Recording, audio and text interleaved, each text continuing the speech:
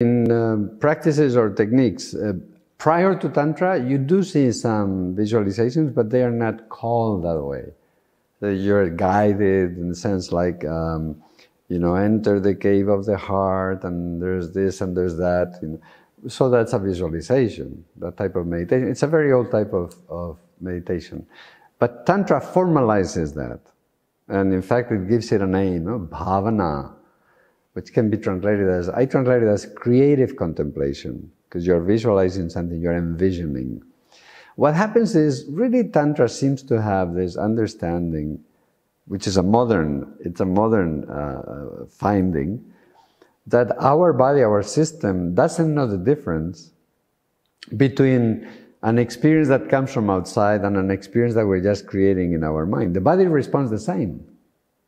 For example, if an actor or an actress is pretending to have an emotion, turns out their body is generating the same substances, hormones and such, as if they are really having that emotion. There's been experiments about this, right? So your body doesn't know the difference whether what you have in your mind is pretend or it's really coming from outside, from an outer experience. This is very interesting, right? The body is just reacting to your mental content. So that can be a very powerful tool. This is very well understood in sports psychology, for example, right? Athletes train by using visualization. They see themselves doing something in a certain way and so on. And the body is responding to that. So this is part of this mind-body connection, and also part of the mechanism we were discussing in the context of karma, right? That our subconscious is creating, certain influences. So in terms of visualization, then we have a really powerful tool. If you know what you're doing, you can literally start moving your whole system in a certain direction.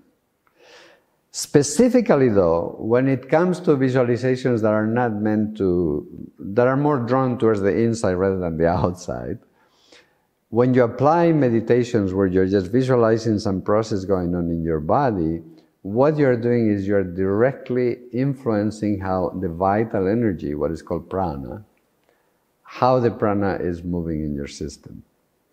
Because there's a very important principle.